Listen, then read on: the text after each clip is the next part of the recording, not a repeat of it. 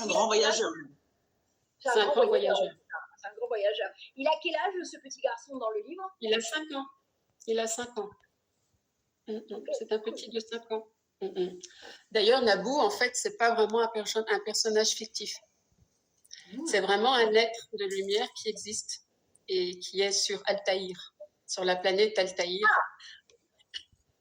qui n'est pas si lointaine que ça. Je crois que c'est 17 années-lumière ou quelque chose comme ça de la Terre, mais peut-être je ne suis pas sûre du chiffre, voilà, dans la constellation de l'Aigle.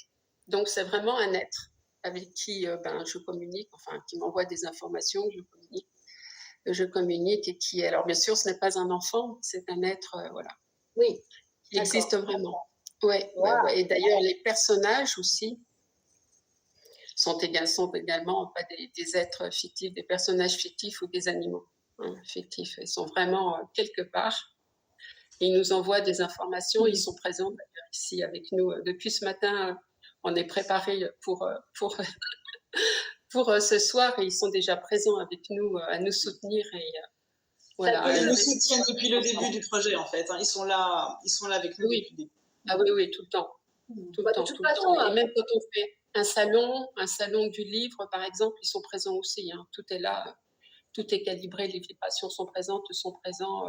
Il y a du monde qui est là autour pour nous soutenir, pour soutenir le livre. Tout à fait. Après, ça paraît assez logique puisque dès le départ, ça vient justement d'une relation, d'un message qui n'est pas d'ici. Donc, on va dire que depuis le départ, ils sont là, en fait. Et donc, moi, je remercie beaucoup parce que, d'abord, tu as accueilli aussi les messages. Tu aurais pu passer à côté, ne pas les entendre. Et merci, Dieu merci, tu les as entendus. Et surtout, tu t'es dit, bon, j'ai jamais fait ça de ma vie, mais je vais le faire quand même. Et ça demande du courage, ça demande de dépasser ses peurs, ça demande de ce qu'on appelle sortir la zone de confort.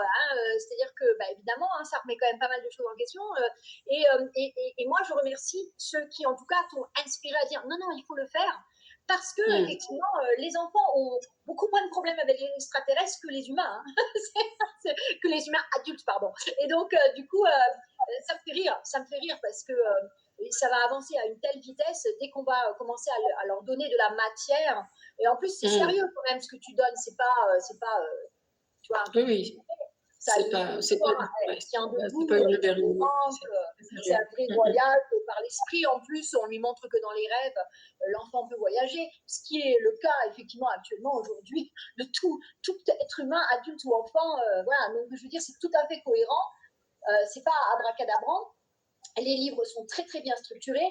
Vous avez fait un effort particulier sur la matière de la couverture. C'est du dur, les amis. Non,